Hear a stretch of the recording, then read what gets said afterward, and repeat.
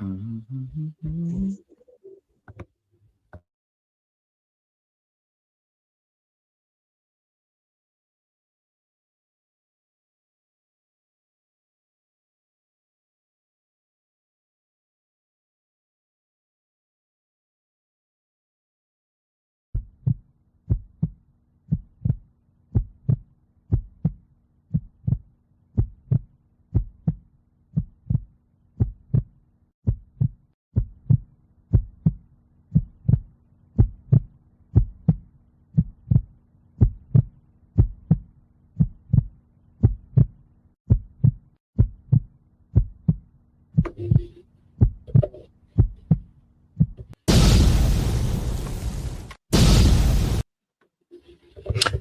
Hey guys, and welcome to LITTLEBLACKBOOK91. Yes, we are back with one of those fabulous sit-down conversations. I know. I'm putting all the stops out this season once again. I am joined by Deona from Ready to Love, the latest season in Philly.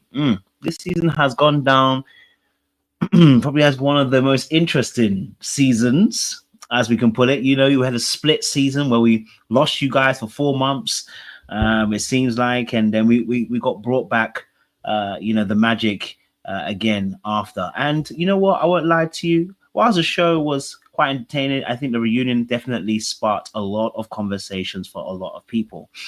But yourself, Diona, you were a person of interest early in the season because there was a few situations that were had. Cam, Hussein, they wanted to know what was going on. But you've done the honor of joining myself to have a conversation with me and sit down and talk about your journey and your experience on the show. So first and foremost, Diona, welcome to the show. Thank How you you for having doing? me, Kojo. Hello. Hello, everyone. Mm-hmm. That's appreciated. Hello. Well, Dylan, listen, it's amazing to Mhm. have you here. But I don't want to get too deep into conversation just yet. First, I need to break the ice, as they say. All right. So I have a few questions. Mm-hmm. Okay, just a few questions that will Okay. help us be able to navigate this space. And make sure that we, how do I say, have a productive conversation. Okay. Okay. All right. All right. Okay. Don't worry about me. All right. So my first question: Mm-hmm. iPhone, Android. Both. I have both. I was an Android girl before iPhone. My sisters hated that whole yellow, green, ugly text. And I switched when I got a new line. I bought an iPhone, but I have both. I'm a both girl. So with that, I don't know what that means. Oh, okay, cool. All right, nothing wrong with that at all. I got both too, so I respect it. Okay. One word to describe yourself.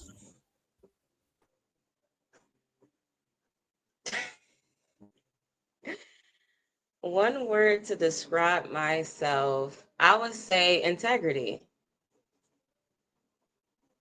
Okay, integrity. Okay, I like it.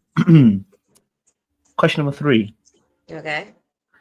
you have a plane ticket. It's open. Can go anywhere in the world. Mm. Where do you choose? Maldives. Maldives. Hmm. That is my fantasy trip, Maldives. I would book a plane ticket there. If I had, I would book it immediately and then stay there for like a month. Maldives. Have you been there before? No, I've been to Indonesia. That's as close, but I've never been to Maldives. Hmm. Yeah. Well, okay. Maldives. No matter. Okay. Mhm. All Wait, right. wait. So hold on. What that mean now? You asked me what it mean now. Because I know you analyzing, so what it mean? Oh, baby, it's too early to give you that analysis. So at this point, you get me. It's too early. Okay. I gotta break you in a little bit. You know what I mean? Okay. I need a Got bit you. more information.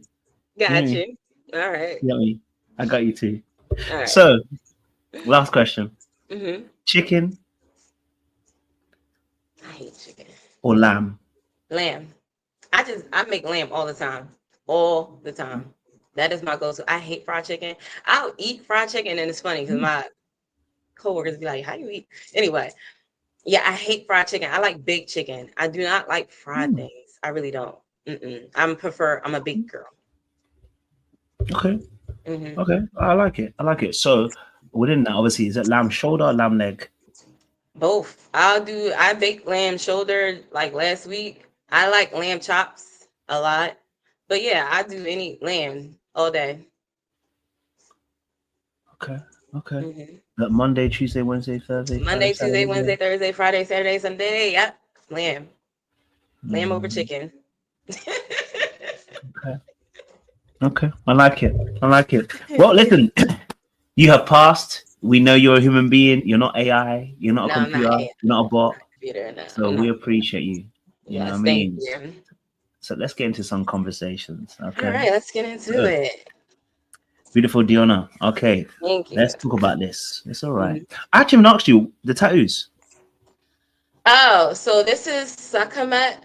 She's a deity of God. She's a goddess of war and as well as protection and war, but Okay. destruction and protection.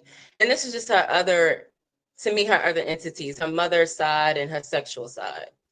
So yeah. Oh, okay. And then it's the flower of life above that. I don't know if you can see that, but it's the flower of life symbol above it.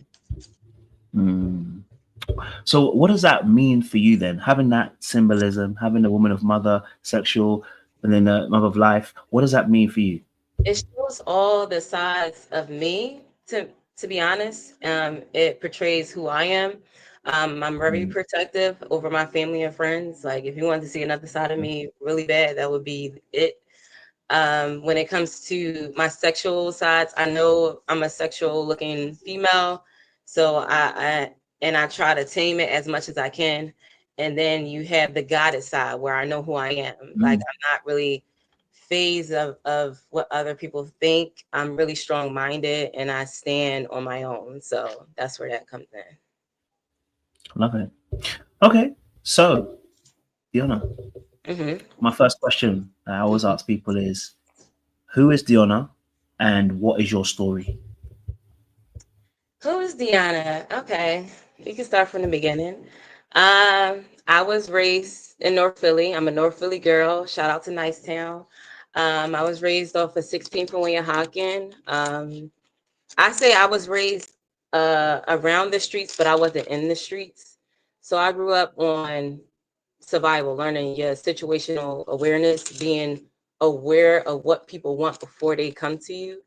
Um, I was basically, I had a good home though. Even though my dad wasn't in the picture due to domestic violence, my stepdad came in at an early age when I was in elementary school and he took over. And I am in a family, it's like a matriarch family. It's more females than it is males, especially on my mom's side. My dad's side is actually was all females. And I wish I had the picture and I could show you. But I think my uncle, which is my dad's brother, he was the first one to be born within, I want to say 50 years of that line. So I come from matriarch on both sides, to be honest. So growing up in the streets of North Philly, I don't know if people are familiar with it, but it's really tough. It's not easy. You got to learn how to, fight battles. You got to learn how to look out for things. You got to be aware of things. You grow up pretty quick, and you know how to analyze things pretty quick. Um, I've been through domestic violence myself, not in a way where it's like, oh my God, I've been beat up. I mean, I have been choked before, but that's still, a sign of domestic violence. What else? Before I was a firefighter, I was a flight attendant. A lot of people don't know that. I was a flight attendant, yeah. I was actually terrified of heights too. I moved out of Philly when I was 18. I went to Arizona. I went through United Airlines to be trained, and then I lived in Chicago for about 3 years, and I love Chicago. I love that city. Chicago is like my second home. I really love that city. Yeah, and I was flying in and out. I did that for about 3 years and kind of got homesick and quit and moved back home. And then I got into the firefighter industry. Honestly, people, I would not have guessed I would have been a firefighter because that was not on my agenda. But to me, I like challenges. And flight attendant was a challenge because I had to overcome because I was afraid of heights. And then overcoming the challenge of moving to a whole different place. You're 18, you don't know what you're doing. So once I was able to conquer that, I kind of love conquering challenges. So when somebody handed me the flyer to be a firefighter, I was like, hell no, I ain't going to no burning building. You crazy? And then I was like, you know what? Something in me was like, just try it. And I was like, all right. And then I fell in love with it then. So yeah. I love that. And I think what intrigues me is, number one, as a lady, as a black woman, and then going into firefighting, like you said, from being air host. Sorry, I'm going to use the wrong word. No, here. no, yeah. Air host, is that the right word? Air hostess? I got called out last time. I don't want to be called out again. But well, go for it. you know what it is? A lot of people think flight attendants is just there to serve. They're actually there to protect.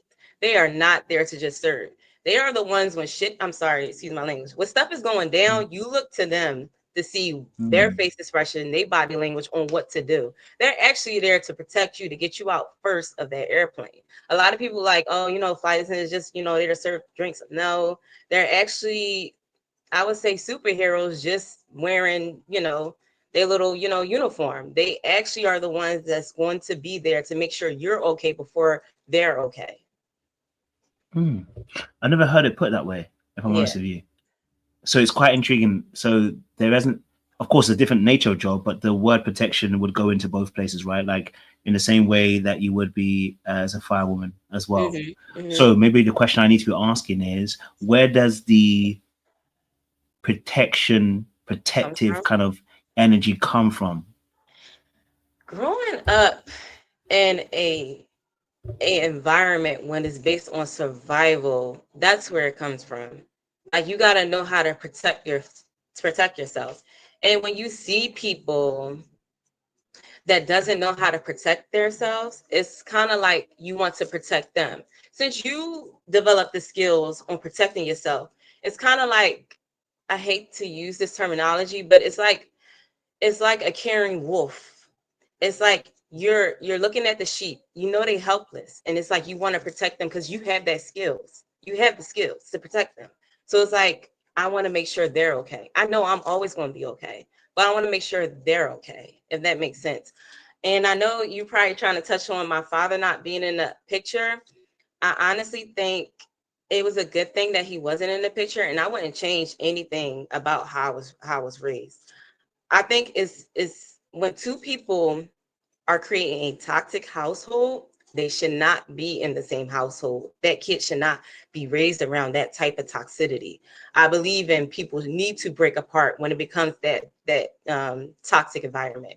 So I wouldn't take that. I wouldn't take that back. Like, oh, I wish I had a dad. I have a dad, a stepdad. It just wasn't my biological dad because of the toxic relationship he had with my mom. So I also like the fact that I had to challenge things at a younger age. I like the fact that I had to think for myself at a younger age, because I feel as though when you start developing those skills younger, when you become older, you get this. When you see things, you already know what it is. You get to see things for what it is, basically. So I wouldn't change anything how I was raised. Even though being raised in North Philly was pretty bad, and of course I looked at the suburban kids wishing I had that house and shit. But excuse my language, wish I had that house. But it's like, nah, I wouldn't change who I am, because I noticed that common sense isn't that common at all, at all. So yeah. So I love the fact you touched on growing up in Philly as well at the time, because of course, those of us who have grown up we call it in England the ends. When you've grown up in an area where it's much harsher environment, you know, you have to pick up certain skills really, really quickly. So maybe you can just like give us a bit more insight. So growing up in Philly, what was that like? You know what I'm saying? So what were you witnessing and experiencing out there? Growing up in North Philly, you witness a lot of things. You witness your friends being killed. You witness, you witness a lot of sad things when you grow up in a violent neighborhood. You witness people that you grew up with, it's not here anymore. You witness your friends that you thought would be on a good path went down the wrong one. You witnessed a lot, and it molds you. It helps shape you. I'm the type that I don't have to be in an incident to know I shouldn't be in that incident. I could witness somebody else situation and be like, yeah, that's not going to be me. You know, growing up in North Philly, you hear bullets flying all the time. You hear it's a lot of things that go down.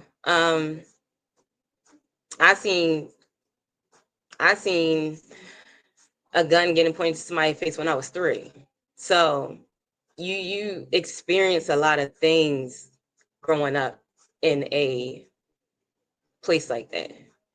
And don't get me wrong, because North Philly do have its good perks too. Like, it's a lot of good, genuine people. Like, people be thinking because you look a certain way, they don't want to talk to you. Like, actually, the person that looked like crazy or you think is deranged is the most sane person. So it's like, you know, you grow up and you witness a lot of things, you learn a lot of things. That's what I would say. A lot of things happen along the line. I'm not going to get too deep in it, but it's like, you know, I had to grow up fast. Put it that way.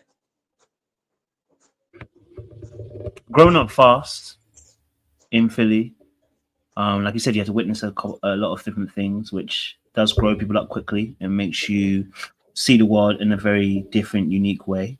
You've spoken about protection as well and being protective as well, in that particular aspect. Then, how has that affected you then, going into the woman that you are today? I'm sorry. I will never want to be prey. That's how it affected me. I will never be prey. So if I can challenge myself to be what I feel is apex or alpha, I'm going towards that line. I'm sorry to cut you off, but No, you answered it. You're on the point. Growing up in that environment makes you never want to be prey ever. You will be prey to nobody. I get it. That makes a lot of sense. I think, because like I said, we watched it on the show, and I think it was, like I said, yeah, a lot of the alpha energy, right? But now I get a bit more understanding where it's coming from, because obviously what you've had to make sure you could be to endure, go for what you've seen, challenge what you've had to challenge. You know what I'm saying to you? So it gives us more understanding of that. How do we then, if it's probably a unique kind of question, how does someone, without obviously giving away the whole game, but then how does someone get past the guard then? Because obviously if you are very alpha and you are very on the front foot, how does someone get beyond that? Because you're a very beautiful woman, stunning. You know what I'm saying? You have lovely energy. We've spoken a lot, so we understand each other. But if for people who might not know you, how do they get past the guard? Because that's what we saw on the show a bit of the guard. But how do they get past the guard to know the real you then? What qualifies somebody to meet them? You know what I mean? I have to open the door. So if I'm on Deona North Philly mode, if I'm guarded, I'm analyzing you. So when I analyze you and I feel as though, okay, let me open my doors because this is not a bad person, it's a whole different Deona that comes out. So it's more so, and I hate to have to say that because people be like, nobody want to fight through this stuff, and I get it because I don't want to do it either. But it's not that you're fighting through something. It's just that I read people very well. Like, I'm really good at that. So when I read people, and I always get backlash from it at work, because when I tell my guys, this guy ain't it, this guy is not going to do the job we need him to do. And they be like, oh, Deona, you just being, stop it. You just being, Deona, like you just relax. And I'm like, all right. Months later, comes out, I was right. So it's like, sometimes I do have to dial that back and just let it be what it is and let them experience what it is instead of like being, oh no, like grabbing this person, be like, no, this is not, what you think this person is. So sometimes I also like to play a game where it's like, I know exactly what you want, but let me see how you go about doing it. So it's like when I'm analyzing this guy, I know exactly what you want. I know what type of time you're on. But let me just come on in the gate, because I already know what is up. I just want to see how you play this out. So, and then you have the people that's just pure people that just want to be, with you and really with good intentions. Those people, it's like I open myself up for. Cause it's like you'll get the funny Deona, you'll get the relaxed chill Deona, you'll get the, and I'm not really an opinionated person. I'm only opinionated when it's somebody's trying to enter my space. It's like I have to protect me at the end of the day because I feel as though everybody don't need that light. Like your light that shines, it draws all types of people, and you wasting your energy trying to analyze this person, what this person want. It drains you. So I put up a guard because I have to read these people because once I feel as though people that have this light about them, people are drawn to them and they want to either take from you or drain you. And I guess it's the same thing, but it's like you can't allow everybody to have access to you. I'm a true believer in that. Only certain people should have access to you, not everybody. So I have this guard up because I really have to assess who's trying to come into my life. I endured so much in my life. I'm at a place now where I feel as though I'm wise enough to be able to handle any situation, but sometimes I may not be because I'm not perfect and I still have triggers myself. So it's like, all right, is this person here to really be pure about some shit? I mean, some things. I'm sorry to keep cursing. Or is this person really genuine, basically? So Definitely hear that. Okay, so then take me back then, young girl. What was your dream? Because obviously now you're a firewoman, but what was your dream? My dream was to be an archaeologist. Oh, yes, that was my okay. dream. For a I rock at wanted me. to be an Sorry, I didn't mean that fun. I didn't realize I meant the fun. That was bad. I apologize. Sorry. Guys, I Yes, wanted to be an archaeologist. I was so fascinated watching the Science Channel, watching the History Channel, watching the Discovery Channel as a little girl, and they finding these ancient things. I was always fascinated by that. Finding fossils, carbonating it, find out it's been 100,000 years. Like stuff like that fascinates me. So I always wanted to be an archaeologist. Then I found out they really don't get paid unless they find something big. So I was like, all right, let me knock that off. deviate somewhere else. Oh, okay. Yeah, I want That's to be quite an interesting. archaeologist. Yeah. So an archaeologist. Okay, so once you realize, obviously, I think we all do that. We have that dream where it's like, then it doesn't make the money. Yeah, So I an don't. archaeologist was the thing. That was the thing. Okay, cool. Okay, so as you're kind of like growing and getting a bit more older, was there another dream that you have? Because sometimes we have another dream after that, something that we wish we want to be or want to strive for. When I was 14, 15, I got into the modeling industry. I did modeling. I don't really show the pictures.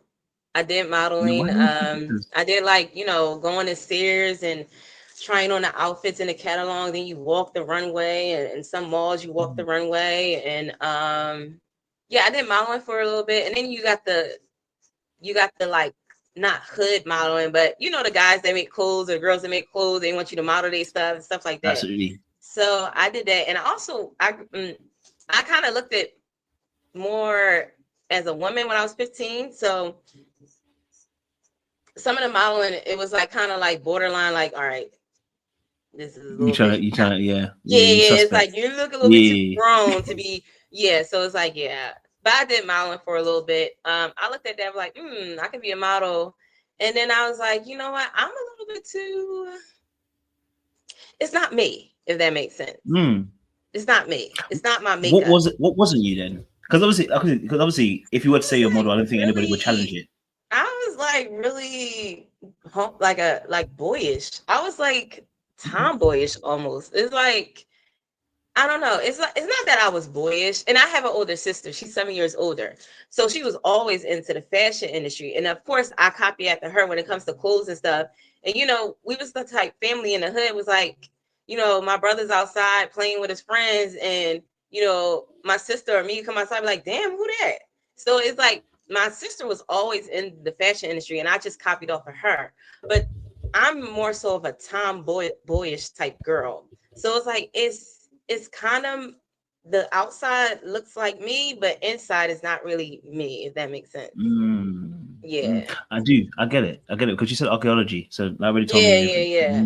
Yeah. Yeah. Okay, so what was like what was that like navigating those two spaces then? Because if you are more quote unquote more tomboyish, or rather you say like you like things, you know, you like things that maybe now other girls necessarily like as well. Mhm. What was that space like for you navigating that? Because again, you're growing up as a young lady trying to navigate the world. You grew up in the ends, as we call it in UK, in the hood kind of style. How do you navigate that space and of It having was those two weird. identities? It was weird. It was weird because it was weird, but it wasn't weird, if that makes sense. Because I have a group of sisters. It's six of us, and we've been together since, Yes. yeah, six of us. Six. Well, I not biological. When I say sisters, understand. yeah, Yeah. I have one biological, but six of us, and we've been together since elementary. And they are Mm, similar to me. They're actually, I call them my round table because each one of them is a resemblance of an aspect of who I am. I So love that. it wasn't really that hard. It was just hard when it comes to like guys. So I would be like trying to be a guy's friend and come to find out they like me. And it's like, Hmm. I just want to be a friend. Like, so it's like I'm trying to be this guy friend because I like the same things he like. Kind of. It's like I get that you. not so much of the girly activities. I like to be around a guy. So it's like we got similar qualities. I'm not trying to date you. I just want you to be my friend. But it always end up that I say that would be the only awkward or weird situation growing up having the exterior but the interior different. Mm.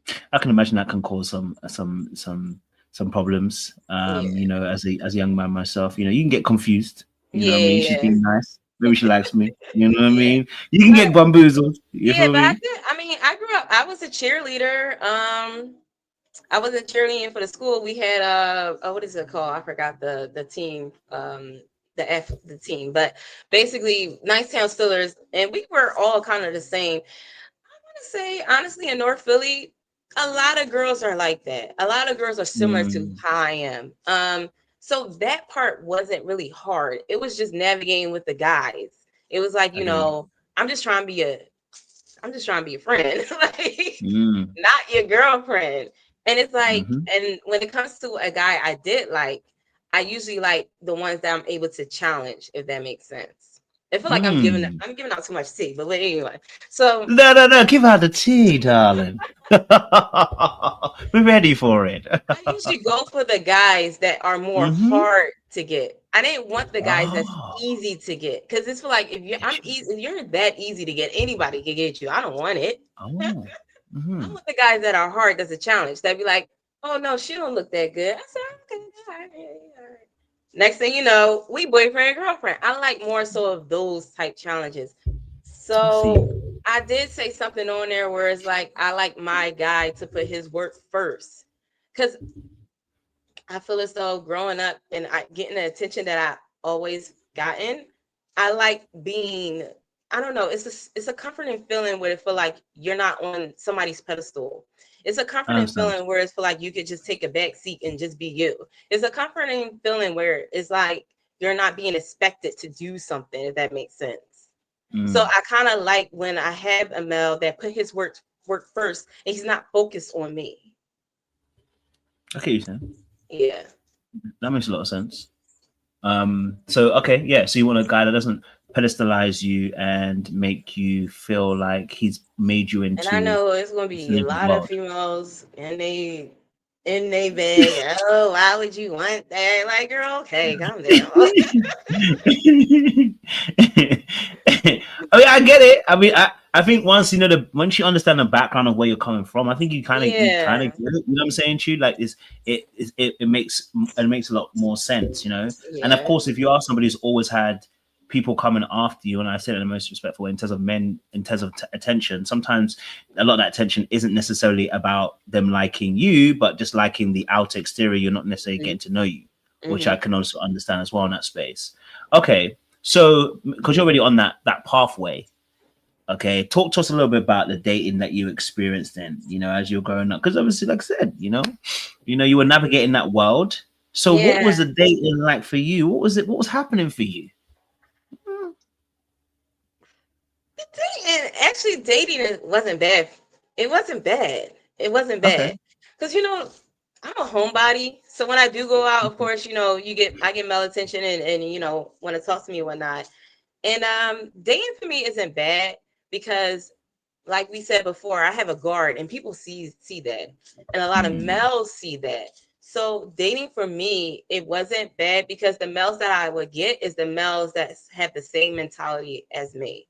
That's not really afraid of anything too much. Is like, yeah, I can step. And I had this one guy, one of the guys in the gym was telling me, like, a lot of guys not going to come up to you. And I was like, yeah, why is that? He said, because you exude this type of essence of yourself where a lot of guys are timid.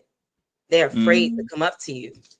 And he said, I don't know if that's a bad thing for you. I said, it's not. It's actually a good thing. I want that type of essence or exterior because I don't want to play around with somebody that has that type of mentality that think they can play games with me. They can't. So I want somebody with a strong male mentality that's going to come in the game and be like, listen, I want you and this is what it is. That type of stuff sparks me.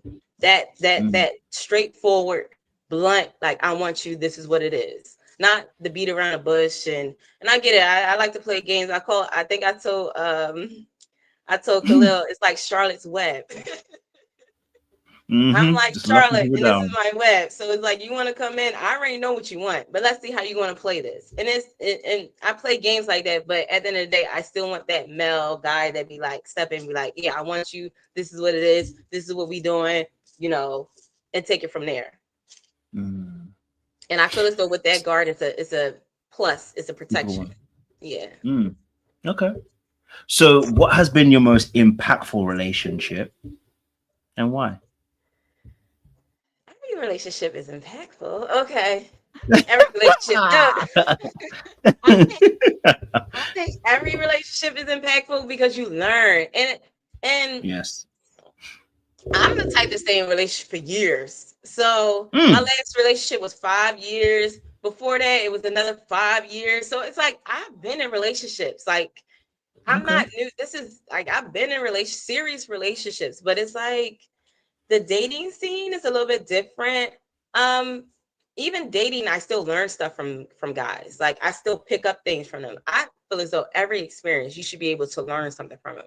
And I don't want to be in any type of dating or relationship where I can't learn nothing from you. It feel like to me it's a dud. It's like, what am I doing here? So if I feel as though if I'm coming across a person and I'm coming across a guy and I'm like, all right, let me see, I can learn something from him. This is beneficial. This is going to be beneficial. If it's something I can't learn from, it's like I'm wasting my time here. And I hate to be blunt like that because a lot of people be like, "Oh, that's rude," or "That's being mean" and stuff like that. But it's like I'm not about to waste my time, and I'm not about to waste your time. So let's not waste time here because time is precious. Absolutely. So my most impactful relationship would be all of them. I learned from all of them. That's a nice answer. Yeah. So which one has been the most impactful? And I'm gonna answer again. It's not about saying that one's not impactful. That one's impactful. Okay, all right. Which So one has been the most impactful? I would say, I think all of them, but the most impactful I would say would be my last relationship with my ex. It was things that he was saying to me I wasn't understanding at the time, but now I get it. Because I used to be the type that say mean things when I'm mad. Like, and he used to be like, don't do that because you can't take that back. And I'd be like, whatever, fuck out. And now I realize what he was talking about. Things that you say to people, they always going to remember. It's like an imprint. It's like a stamp. Even if you're drunk, even if you're angry, whatever, be careful what comes out of your mouth because that could put a stamp on that person forever. So at the time, I was just being a girl on her period. I'm sorry to say. And I'll just be saying things. No, speak about it, sis. The ladies need to hear this. Free us, man, them. We're struggling. Tell the truth. So I just be saying, like, just saying things. And it's like, when you makes me mad, I'll just be saying things. And it's like, Be careful what you say because you can't take it back. I'm like, you know, and now I realize, like, damn, he was right. Because even though I feel as though I didn't mean it, but you did mean it. That's why you said it. And a lot of people be confused with that. They be like, well, they didn't mean it. No, they meant it because they said it. You might not be in the right headspace at the time when you said it, in your normal headspace, but you were in your headspace just angry about it in your pain body, and you said it. That's where it's coming from. So I'm like, you know what? He's right. I got to be careful what I say out my mouth, even when I'm angry, because that put a stamp on people forever. So I think that was one of the most impactful. You say clock it. Clock it. Clock it. Yes, yes. No, it's very powerful actually. I like that. I like that perspective as well. I love that perspective. So how did you? So okay, obviously he had been saying it. Obviously, how did you get to that place where you recognized now that that's a very that behavior can't be done anymore? Like what happened for you that you came to that revelation that okay, he's been saying it, but I ain't heard him, but now I'm hearing it.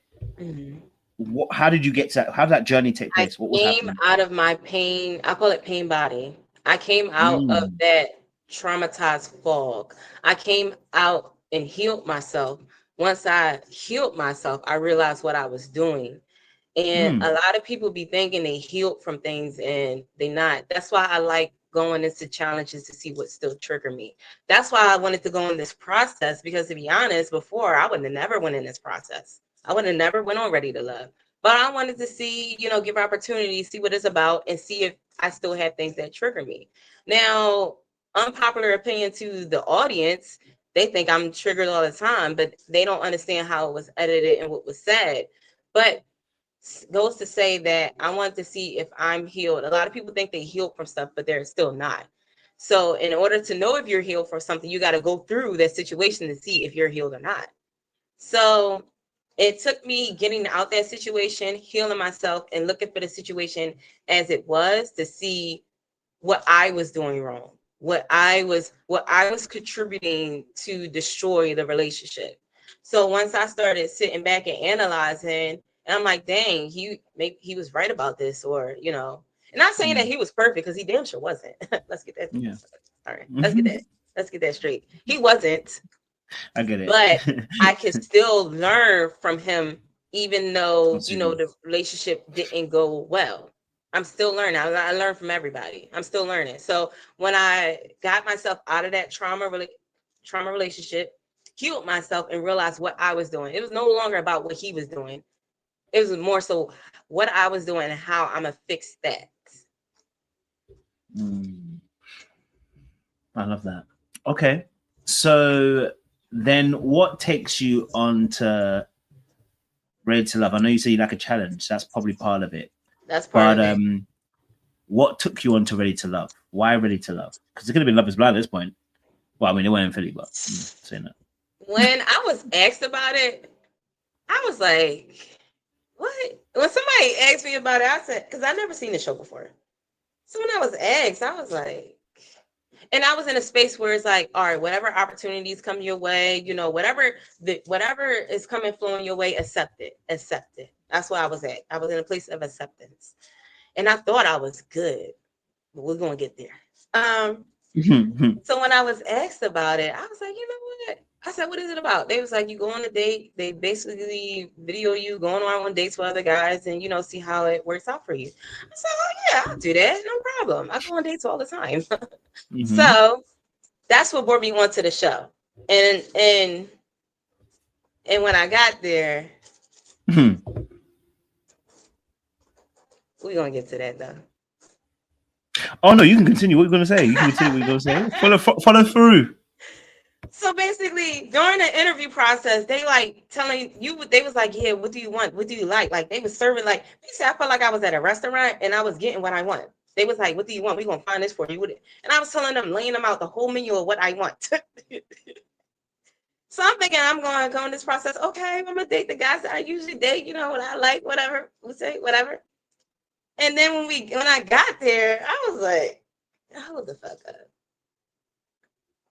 Okay, they got some tall ones. Okay. They got some cute ones. Okay. I was like, you know what? Let's give this a try. Let's see what these men mentality is like. So of course, my first spot was Eddie. Of course, he's handsome. He's a fucking handsome guy. Yes, And then I seen Naeem, and I said, oh yeah, he's a handsome guy. So I was seeing it. I was like, all right, let me talk to him and see what they're about. And I was like, okay, they got the good mentality. They head is on straight. So going throughout the process and going to the other half and meeting the other half, it was like, okay, Khalil handsome, he got his head on straight. Okay, Hussein is tall. I like that. Okay, Cisco looks fine. You know, he's a good looking man. So I'm like, all right, let me see what this process is about. So going through the process, it's like, damn. Damn,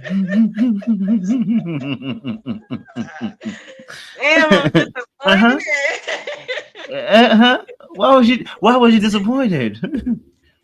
Well, I liked Ed. I liked Ed a lot. But my thing is, Ed was young. He still had a young mentality. So it's like, I can't, like, and when I first met him, I even said that. He told me his age. I was like, oh, you're too young. He's like, no, come back. And I'm like, all right, let me see what this is about. But I think Ed has the potential of being that mentally strong alpha. It's just that he's still young. He's still growing. So Naeem has that alpha mentality. He has that strong mental mentality. It's just that he also had, kids. So it's like, all right, I don't know if I could go through that back. But me and Naeem ended up being real tight because he has that similar personality. And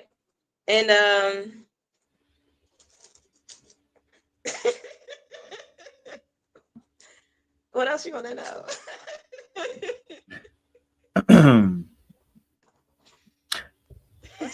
We only stopped. I don't know why we stopped. It was going so well. I don't know why you stopped. You was making great progress. You had done Eddie.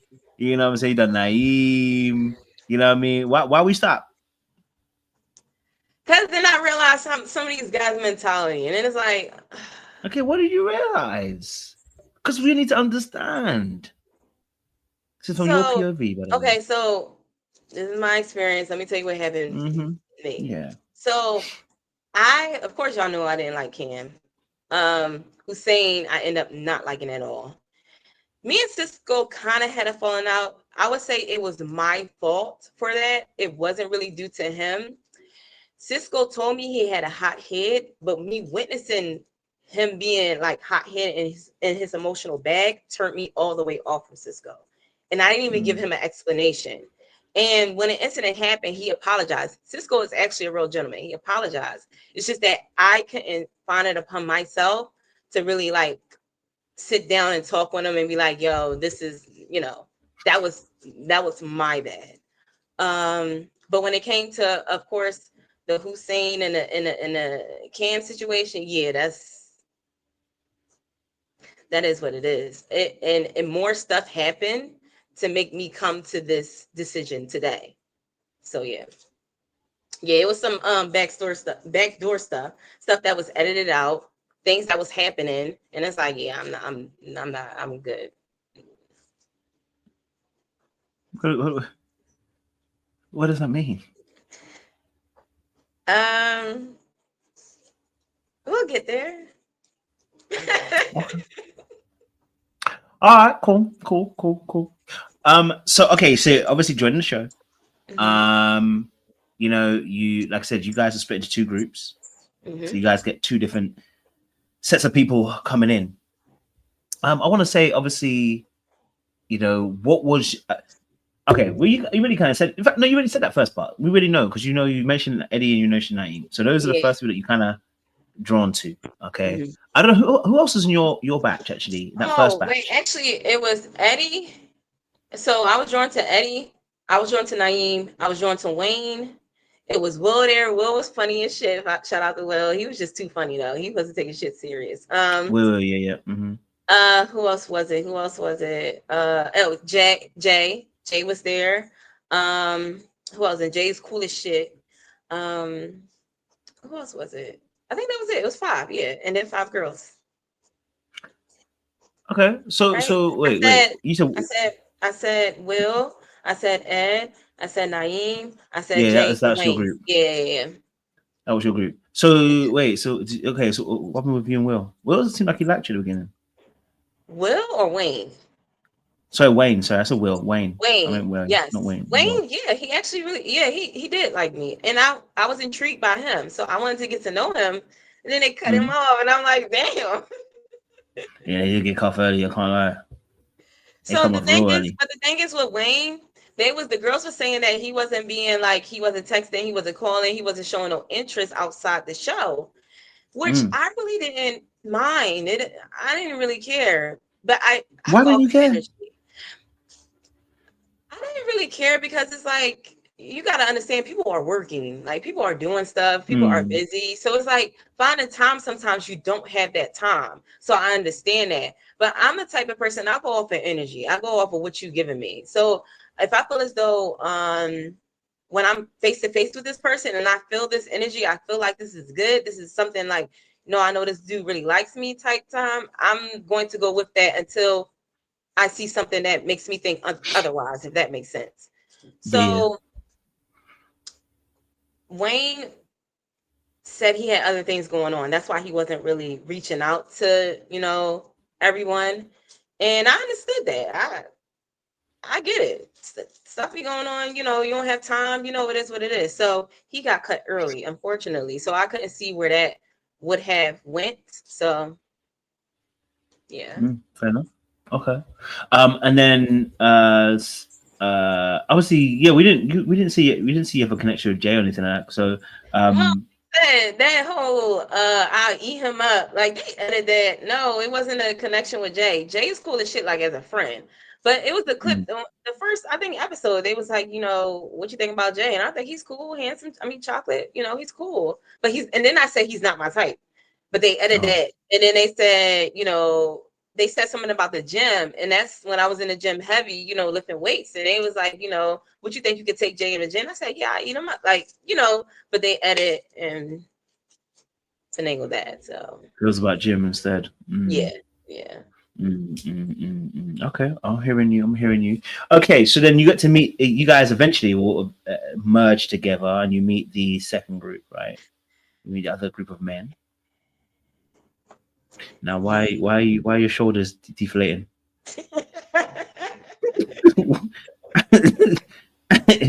why was gas expiring? What's going on? Huh? I'm being totally honest, and it's no offense to nobody, but There's no offense to anybody. It's just the truth of what you said. I'm going off of the prepping, the interview, asking me my type, what I like, and then they bring in the second half, and it's like, what the fuck? This is not what I ordered. Let me stop. It's like, let me stop.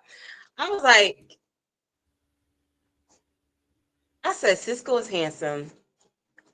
Hussein is tall. Khalil is handsome. I said, okay, let me see what this is going to be about. Let me see what this is going to be about. That's what I had in my head. I was like, and I'm also analyzing some of these people. So it's like, all right, What let did me you just. What did you witness? What did you analyze? Because I know your brain works Well, like mine. well, what I analyzed was.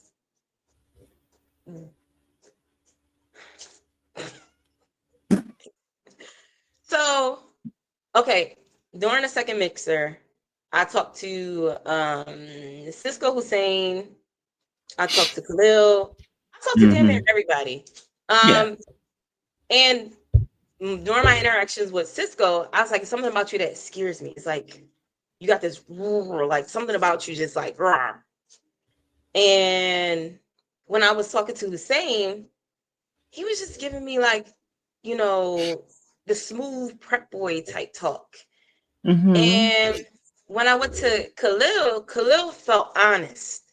Out of Okay. those, Khalil felt honest, like he's being honest. Like, even though they were too, it's just I felt some genuineness. It was something about him. Like something, either it was something about him, I knew that he liked me, or what it was. And I felt that with the other guys too, but it was something about Khalil that felt more comforting. I even talked with Fritz, and it's so funny. Shout out to Fritz.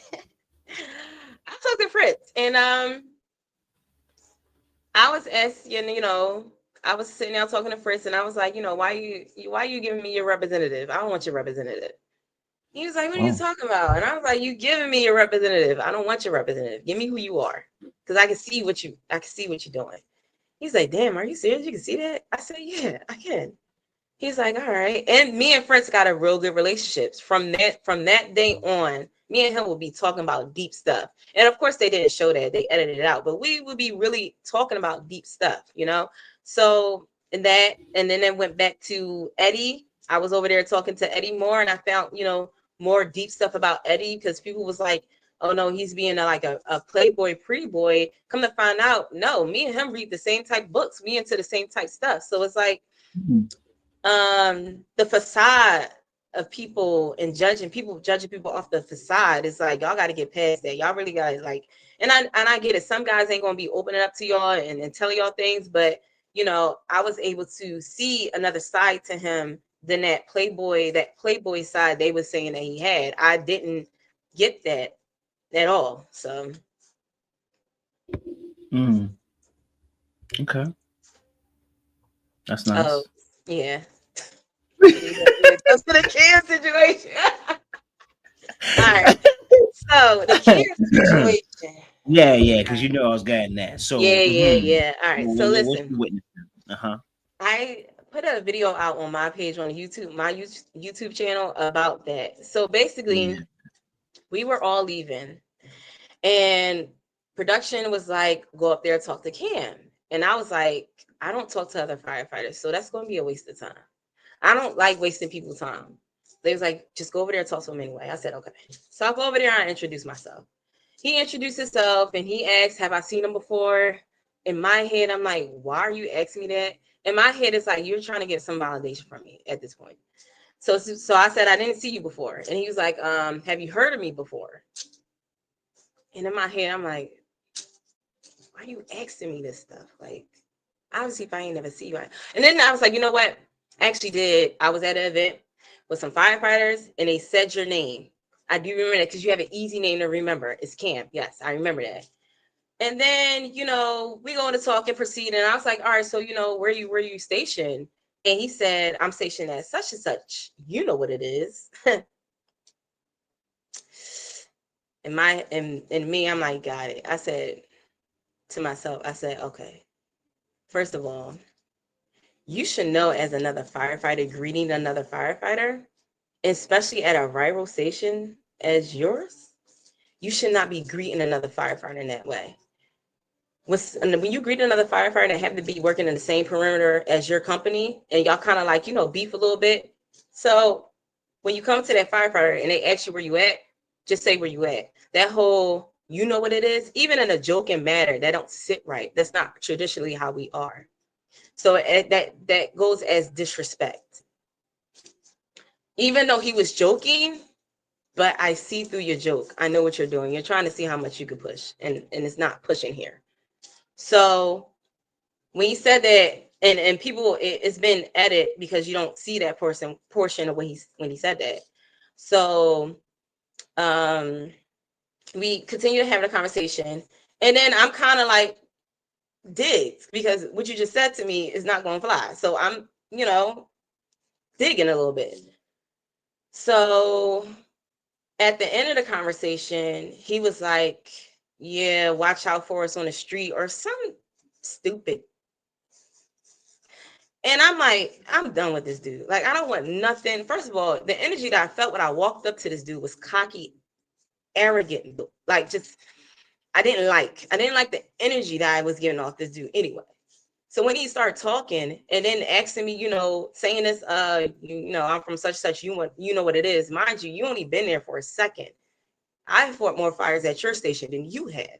So therefore, you're saying that to me. You don't understand the significance of what you're doing right now. Because obviously you don't know firehouse tradition. This is not how we greet other firefighters.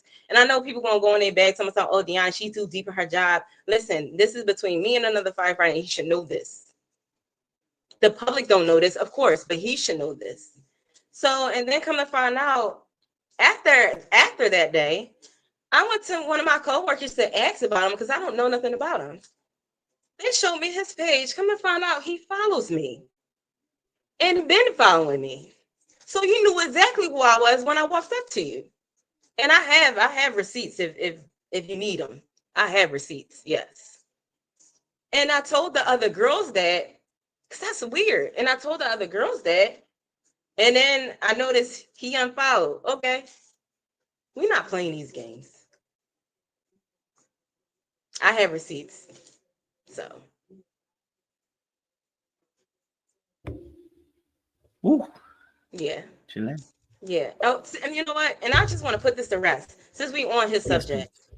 And then come to find out later on in the process when we had to bring our exes, and I told them me and my ex is in a toxic, we're toxic right now. He's not going to come on.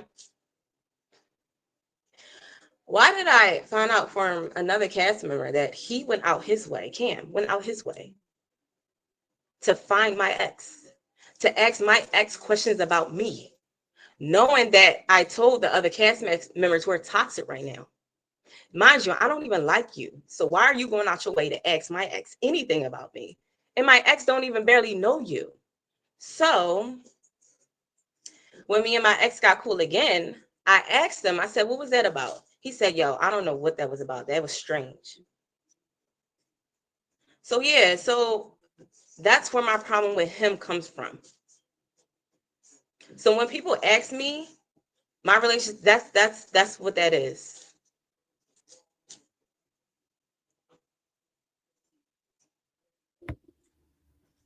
It is what it is. And I'm speaking all facts. I ain't the type to try to act like it's something that is not. I'm not the type that, try to steer a mess. No, I'm speaking from my experience. This is what I experienced on that show.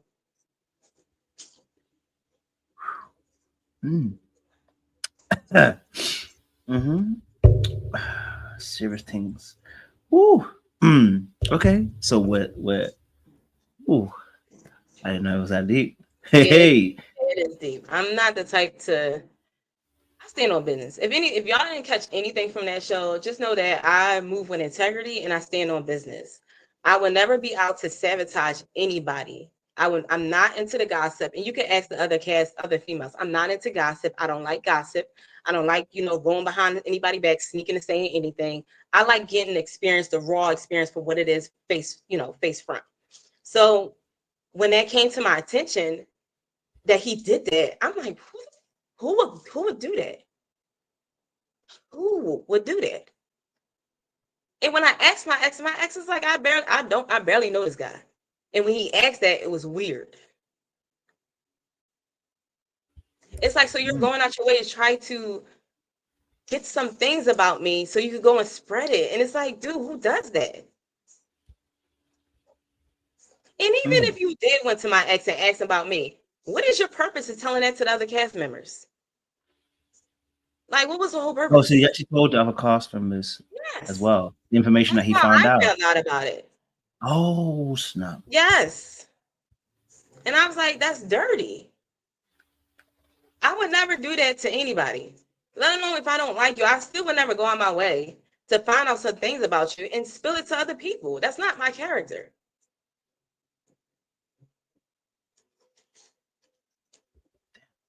I can work with that. I hear that. I understand that. Damn. It's kind of tight. Did you get a chance to speak to him after? Hell no. I don't never want to speak to that dude. Now, let me straighten this up. I don't really have beef with him per se, because I want to see him excel. I want to see him, like, I'm not the type to hate. I don't want somebody down and out. Even that stuff that happened on the reunion, that was bad. But, I give him his props because he ate it. He ate that shit up. He's sitting there, he's kind of taking it. So I don't never want to see somebody in a bad situation, even though I don't particularly like the person. And I'm never the type that be like, oh, if I don't like this person, my friend can't like them either. No, this is my experience with that person. Whatever experience you have with that person is your experience. I'm never the type to dim somebody else's light. I'm just telling you my experience and what I went through with that man. So it's not really beef. Like, it's not beef. It's just that you're not my I don't want to. Your table over there, my table's here. That's what that is. So you find out this information, was that before or after you guys had your interaction at the bar? Where That was after, way after. This was after Meet the Exes, and we was all about okay, to so do our hero shots, and somebody came up to me and told me that information. I said, "You got to be fucking kidding me." so obviously then wouldn't okay, so obviously if that was after, right? What I know you said obviously about the being fighters, the greeting, everything like that as well. The because you kind of said he was little. It was a little or something at the time. You said something like that. You know, I know he was probably being arrogant at the time. So, what prompted you to make that particular comment at that time, though? Because from what we see, it did seem a little bit left field. I know that he might have been cocky, whatever, but you What know, comment? Oh, the when you short guys, comment. yeah, you know what I Oh, mean, like yeah, that was me putting him in his place. I like short guys. My ex was me and him was the same height. That was just a jab. That was a jab for what he just said. I was just making sure you are put to where you think you at is all the way up there. And it's like, let's bring you down to what you think. And this is only firefighting wise. This has nothing to do with his personal life. And I'm talking about from firefighter to firefighter. You think you are a gladiator and you're not. So let me bring you back down to where you stand at in this position. Because where you think you at in this fire industry is not there. Now, this ain't going after, because I know it's a lot of females online, some Deona, she thinks she this, she thinks she that, and she's like, all right, whatever. I was talking about from a fire side. Yeah, I jabbed at his height. That's a personal, but that was a subliminal. Let me put you back to where you need to be, because you coming off talking to me, this little cocky disposition, joking like that. That's not going to fly. I'm sorry. So let me bring you back down to where we're having a suitable, respectful conversation. That's kind of what that was. Now, if he had said something like, if he never said that, we'll be cool. So what? Okay, if he never said that, we'll be cool. If he would have came to me and be like, you know, I'm at 68, is it whatever, we'll be fine. It's just the little jabs he did, and my thing is, when people do stuff like that, they try to see how far they can push with you. They're trying to see how far they can get with you, and I don't like that, because I don't do that to people. People that I'm just meeting, I would never see if I can get over on them. I just want to know who this person is, genuinely. I don't joke with people because I don't know how they're going to take it if I don't know this person. If I know this person and we have a little bit of talk, I'm like, oh yeah, you jokey too. All right, I could do a little bit jokes. But coming off somebody and you just happen to be at a station that we sort of we do and we don't got beef, like you don't do that. You don't do that. Was he aware of the beef? To me, you have to be for you to make that joke. For you to make that joke, you have to be. For you to say that's like saying if you're from the block, right? I'm from the street. Yeah. So that's like saying, you know you rivaling with a block down the street, and I know this is the love and ready hip hop. I know you. We're talking real talk. But basically, it's like you rivaling with somebody down the street, and they come up to you, and you trying to be cool with them, and they say, "Yeah, I'm from such and such." You know what it is? Joking. No, that's not a joke. You're not joking. You're subliminally trying to hit something, like you're trying to hit a target there. And I'm gonna let you know that target missed, and let me backfire this one. That's where that was coming from. So if he had like maybe hit back, would it have been a flirting case? Because you know you like a challenge. So could he have brought it back? No flirting. Could he have brought it back? No. Was there no bring it back on that one? No. There's no challenge flirting in this one? No. Yeah, do y'all see? I'm just saying, because at that point in time, you know, you go and give me a shot, I give you a shot, you give me a shot back. Let me flirt a little bit and shoot you back a little bit. You know what I'm saying? Let me tell you the key thing about that is I seen him for who he was before he opened his mouth. I knew he had this cocky disposition about him. I knew that. I just wanted to see and entertain and see what type of person he is. Now, when he validated that cockiness with those comments, it's like, yeah, I don't want nothing to do with this dude. Fair enough. I heard that. okay, would you say though, maybe I get you're trying to put in his place. Could we have chosen something to do with more firefighting than him being short? Because him being short had nothing to do with him being a firefighter. You know what I I mean? like short guys. Heart to short guys. I like short guys. Let's get this clear. I only did that as a dig. I like I short know. guys. But I just how did would we that as know a that? dig. Huh? How would we? But that's what I'm saying. That could we have chosen something else? Because if you do like short guys, right? Yeah, By what else shooting said he him, bald? you're shooting Like other that would have by been shooting even him, you're shooting more other short bad guys. things. Huh? What? No, because It's if you like short guys, right? If you I like mean short guys, by saying a joke about a short person to try and get at him, technically you are kind of getting at short people in general. So true. how would the short person know that you want short guys if you then insult him for being short? You get what I'm saying? See, like, could we have chosen something else that was to do with firefighting rather than him being short? Yeah, but I'm also a little bit Go on, no, say what you're gonna say, innit? I prefer taller guys now. Oh, thank you. So that's the whole point. So you can say short guys all you want, but we know the truth. I every joke got a truth to it. I prefer taller guys. Yes. Yeah. Now I have dated short guys. My ex was my height. My ex was a little bit, I want to say Khalil's height. Like, and Khalil's not short. So I dated short guys. It's just that I wanted something different. But I did that jab because it was a jab at him, not technically the short community. It was more so to him. Yes, I could have said a firefighter joke, but I don't know his firefighter, and like I don't know how he is in the field. I never heard about him. I never heard anything about him. So I don't know how his firefighter tech is in the field, because during through the firefighter community, you hear about people. You hear about certain people. You'll hear about if they're good, they're bad, indifferent. And I never heard anything about him, so I can't detect that. I can only detect what I see and what I see. You went back into your dark ages, babe.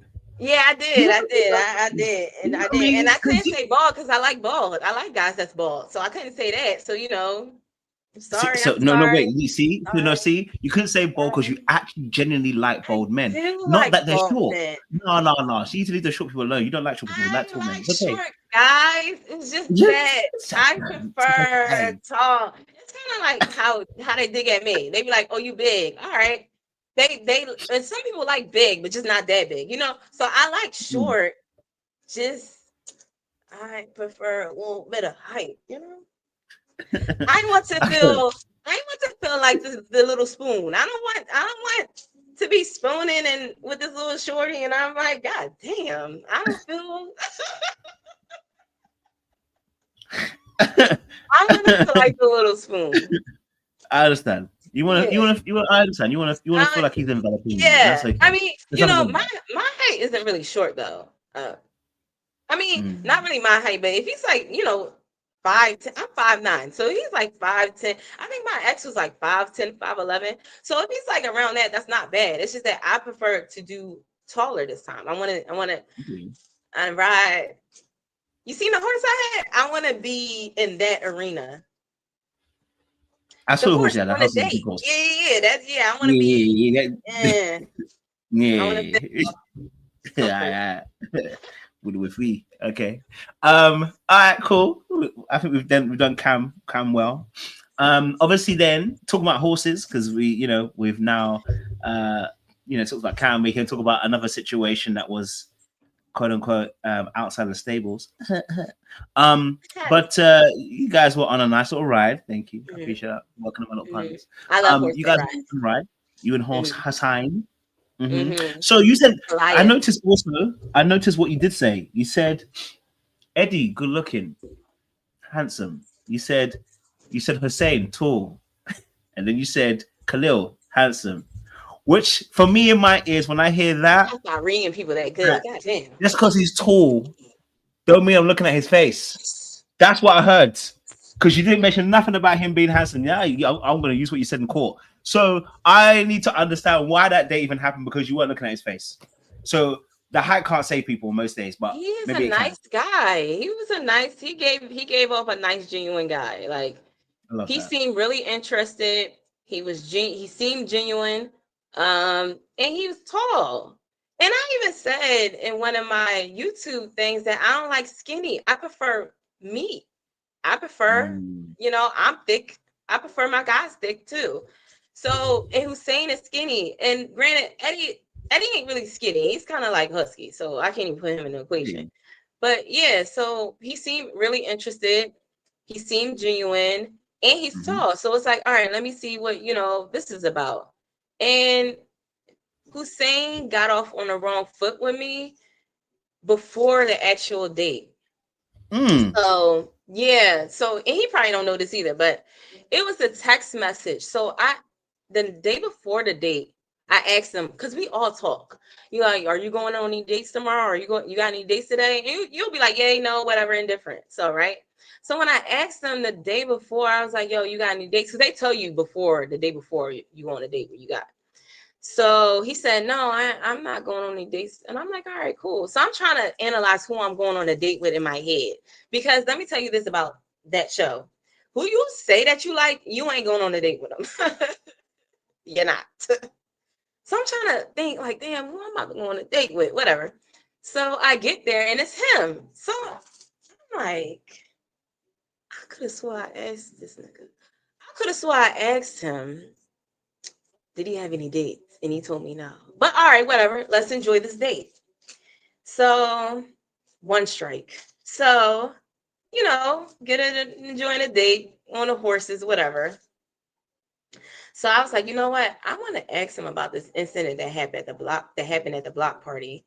Cause he gave me this uncomfortable look and I wanted to see what that was about. So we sit down at the table. And this is edited. Y'all didn't see this part of the conversation, but I said, so this is what happened at the block party. So when y'all seen the scene, we was at the block party. That was like a 12-hour day. So at the end of the day, we had to line up in like a U-shaped line, and we was like, lined up next to each other. He just happened to be on the other side of that U. So on my side, it was me. It was me, Naeem, and Eddie, and then I think it was Jay and Kiara on the other side, on my side. So Eddie reached around and said, yeah, we both next, like reach around, like hug me on the shoulder, said, yeah, we both next to our number ones. So when he said that, I looked over and I seen Hussein's face and he gave me like this uncomfortable stare. Like it was weird. It was a weird stare. So I was like, I looked and I hurried up and looked the other way because, whatever. So I was like, let me ask him what that was about while we at this picnic table. So I brought it up. I said, Hussein, what was that about at the block party when you gave me that stare? He was like, what you talking about? And I explained the same situation, Eddie, reaching over saying, hey, we next to our number ones. And you looked at me dead in my eye. And you gave me like a kind of like a really, like, it was a weird look, right?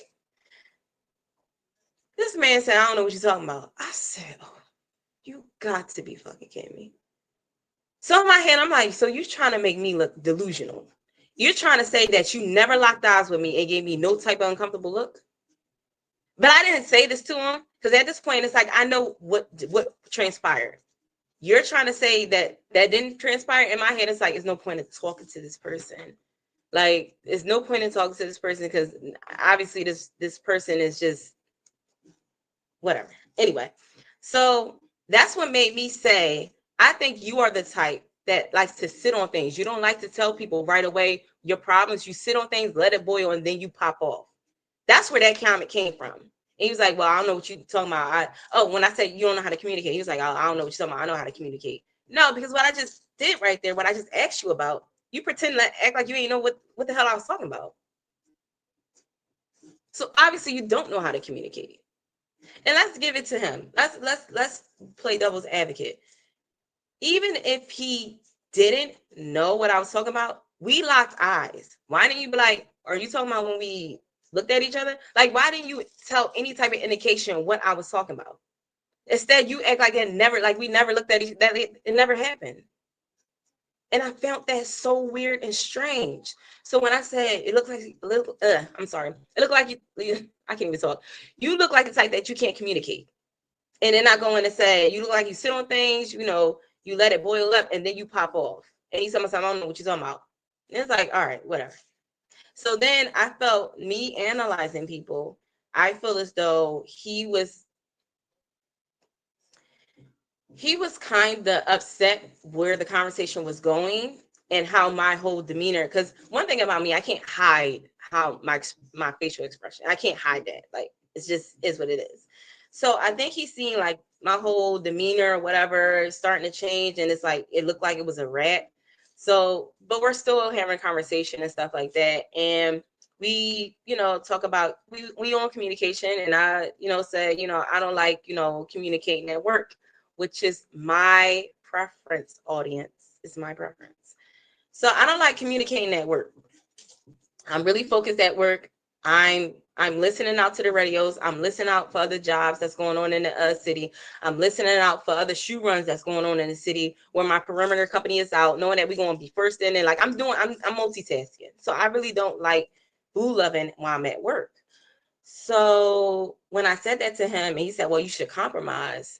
And my first thought was like, the way I am now, you shouldn't have to compromise in a relationship. I think you should find somebody that fits your goals in a relationship, and y'all can work from there. So when he said you should compromise, I'm like, well, I think you should be able to, find somebody that fits your common goal. If y'all got the same goals, y'all should, work together. So, and I get it. Some people's like, you should compromise, put your other person first. And I was like, that's fine, but that's not me.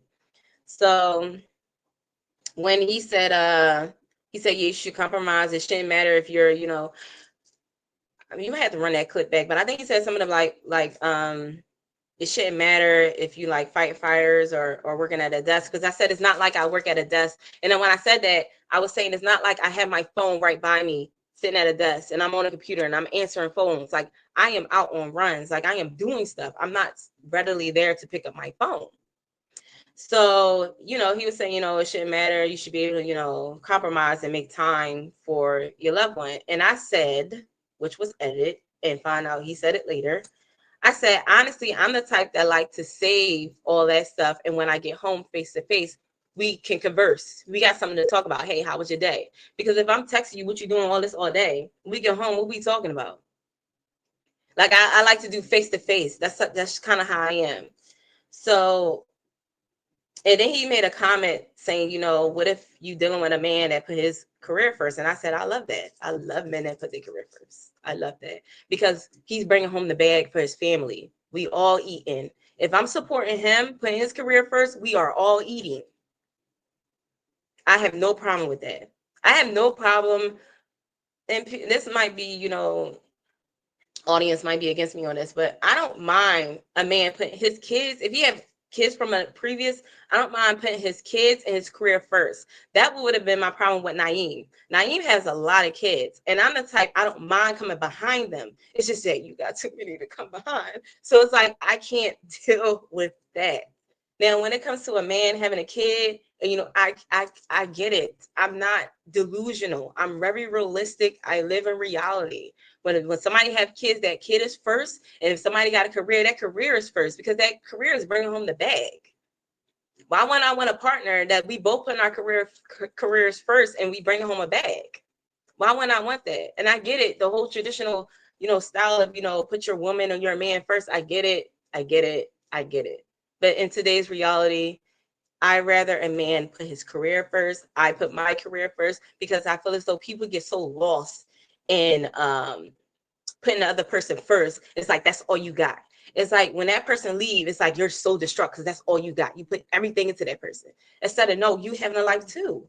You should be able to have a life. You should be able to have a career. You should, whatever you're doing, you should be able to have that separate. I do believe in separating certain things. Like, everything don't have to be oneness. Like, everything don't. Because when that person drastically separates or cheats on you, then you all distraught and you left out in the cold. And it's like, oh my God, I don't know what to do. I'm so distraught. And it's like, no, life still goes on. You still got this part of you. Still continue with that. Focus on that. I get you. No, I hear you. I think okay, I'll start the first part. First part, when you said obviously he gave you a look. I'm not doubting that you saw what you saw. Mm-hmm. But you didn't have a conversation with him. You already made a judgment. So how do we know for sure if that look that he's given you really was necessarily about you and not just the wind slapping his two lips together? You know what I mean? Like, In all seriousness, how do we know that that look was about what was said? I'm not saying that. I'm not saying the timing. I'm not even saying that your perception is even wrong. I'm saying to you, how do we know that that was his perception? So do me You a get what I'm favor. saying? Look at me in the Yeah. camera. Look at me in the camera. Are you looking at me in camera? I am looking at you in the camera. You see what I just did? Mm-hmm. That look. That's how I know. But that was a moment. You still need to ask me. Okay. I did. We still Well, need I to, was we need to trying find to, out. but I was trying to. I was like, what was that about? And he said, Mm. what are you talking about? So even if that was the case, when I asked you what was that look, like we locked eyes, we made contact. Like, so if I asked you what that was about, and you're trying to act like I didn't even look at you at all, that's what it was given. But did he say? Wait, he didn't say. Did he say that he didn't look at you at all? No, he just said, I don't know what you're talking about. Yeah, he said he don't know what you're talking about because you put. Yeah, I'm not saying. By the way, I'm not saying your perception is wrong. I'm yeah. saying to you that you have your perception, which is can't be changed. But we have to find out what his perception necessarily was because you may be right. Listen, you probably more than likely right. I'm not trying to challenge you in that you might not be right, but I'm saying to you just to make sure it's fully just to make sure it's fully fleshed out. We want to make sure because sometimes you're thinking about things, so you might even catch someone's eye, but you ever catch someone's eye and you're catching them, but you're not even really looking at them. You're just looking through them. Sometimes it happens that you just like you're And lost a little bit. You know what listen, I mean? even if okay, that can be the case. That can I'll play devil's advocate. That can be the case. But when he said, I don't know what you're talking about, it was like no point of me even entertaining it at this point. Because at this point, if you don't know what I'm talking about, I'm not even about to entertain this anymore. So it's Why? kind of like let's because we're going to go back and forth. It's kind of like, all right, so this is how I am. When I feel as though somebody isn't seeing where I'm coming from, or not even seeing where I'm coming from, but not even in that headspace to even like entertain it, I can't go back and forth with this person. It's kind of like you wasting your energy beating a dead horse, and the same results is going to come out. The how I thought before going in this conversation is going to be the same results coming out of this conversation. So it's no point in me going back and forth with a person, if that makes sense. Did that make Mm. sense? No. No, So no, it did make sense. I'm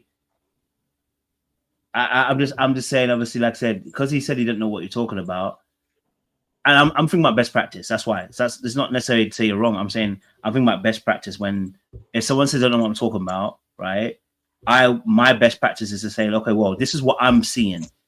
I'm saying when you looked at me and I looked at you, I thought we locked eyes, and then when we locked eyes, he answered a question and said about da da da. So I put two and two together. Is that what was going through your mind so that it makes it very clear? Because right now okay. it's still a bit gray. That's what I'm trying to say in a sense. Yeah, I explained that to him. I said when Ed reached over and said our number Okay. ones, and I looked over to you, and you looked at me, you gave me this weird, awkward look. Okay. And he said, I don't know what you're talking about. Mm, So then mm, it proceeds on to the next conversation, which was the whole communication. You know, that's where that came from. Like, I feel as though you don't know how to communicate, this and the third. And, it takes one to know one, because I've been that type of person before where I don't know how to communicate. It's not that I didn't want to. So it's like when I'm seeing, the only way I can make this judgment is because I've been there. I know what I'm seeing. I'm seeing mm, this, what I used to do in you. So it's like that's why I made that statement and judgment, because I know exactly where that's coming from. And mm, then when it came onto the topic of, when I'm at work, I don't like communicating. I don't like communicating when I'm at work. I really don't. And if I find time to like shoot you a text, I'm going to do that. It's not saying that I'm strictly like, even if you send me a text and I'm not doing enough, I'm not going to respond. Of course I'm going to respond. Of course. But it's just that it's not my priority. It's not my top thing to do. That's in my head to be like, oh yeah, let me text. Like, that's not one of my priorities. So when he said that, and he was saying, no matter if you're a firefighter or working at the desk, it's still one and the same. Now, that was another portion of it where I realized that we have two totally different mentalities, totally, because I don't feel the same. Even if he's saying, you know, I'm not trying to belittle your job, I get that, but we still don't think the same, because I don't think every job is the same. Hell no. I feel as though if somebody invested in education, 100K, and they a CEO position, they are up there. They are, you know, they work hard for that. Like, they put time in, even if it's a person that didn't invest 100K in their education and they just happen to be an entrepreneur. You know how many days off an entrepreneur gets? None. They work 24/7. So I'm looking at them up there. Like, I'm not about to sit up here and go back and forth. I live in reality. I'm not about to sit up here and be like, you know, oh, you know, why didn't you text me? It's like, I know what this person is doing. I know what type of dedication he needs or she needs to be at, you know, to do their job. I'm not about to sit up here and be delusional, be like, you know, oh, you know, I missed your text, you know, you didn't text me at all today. You wasn't thinking about me. Of course that person was thinking about you. Just because they ain't putting it in the text, it doesn't mean they don't love you. Like, maybe I'm just too harsh. I don't know. No, I'm not going to say it too harsh. I think you're a little. I said this about. I said sometimes people are a little bit muted when it comes to color. So sometimes when I say color, what I mean by that is like emotions. Mm-hmm. So emotional connections, right? Because the reason why we even connect with people is emotionally. And sometimes some of us are a little bit less colorful, more muted in our emotional expressions.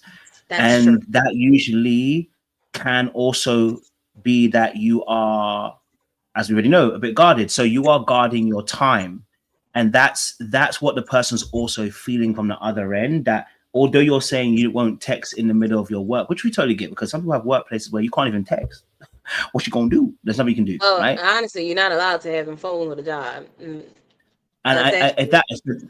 essentially, so then if someone tells me that their work, for instance, if you're a firefighter, if I know that you can't have your phone on you because you are going to be doing this particular type of job, right? Then I'm going to know already there's an expectation that this isn't about an emotional issue. This is about the fact that there's literally no time because you are on the job, on the beat, right? Also, that's very different to being I don't want to text people during work. That's very different. Yes. You know, and let me speak on that, because a lot of people, I was seeing somebody who was like, you know, I'm a firefighter, I, you know, got time. In the city of Philadelphia, let me tell you something. The city of Philadelphia, you see the reunion and you see Unhinged how people can get. Imagine 6 million people in the city just like that. When I tell you we go on calls every day, and it's not all fires. We go on all types of emergencies. Like Philadelphia, I don't know if y'all need to look that up, but y'all need to look it up, because we go on calls every day. I happen to work in a part of Philly where it's chaotic all the time. When I say, I'm gonna just leave it there. But we go out the door. Like, we are busy people. So sometimes we do get downtimes, but even in that downtime, my first thought isn't to text my loved one. My first thought is to decompress. That is my first thought, because the things that we see on a daily basis will traumatize a lot of people.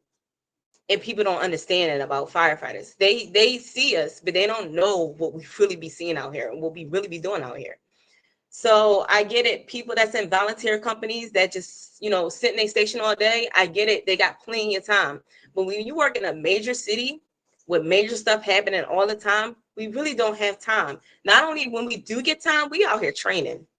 We out here doing VBIs, visual building inspections. We doing hydrants. We going in the community doing fire alarm. We're going in the community help serve. Like, we're still doing other things. We're not just sitting on our butts the whole time. That's not what we do. So, like Kojo said, it's one thing to not want to text at all. You have the time to not want to text, but it's another thing where you're constantly busy, constantly. And I'm the type of person, I like to be 100. I take my focus is 100%. If I'm doing something, it gets my 100% focus, attention. That's just the type of person I am. So when I'm not doing that certain thing no more, and I'm just happen to be by my phone, of course I'm a text. Or if you send me a text, of course I'm gonna respond whenever I get the chance. But other than that, I'm more so focused on what's going on, like, right now. No, I get that. So I think what you've done just there is what we didn't hear on the show. So what you just done there for someone you're dating, right? It'll be it's nice to hear that you explain the reason why you're not texting. You telling me that Oh, when I you're on your love job it. you can't text, that I doesn't love feel it. very vulnerable.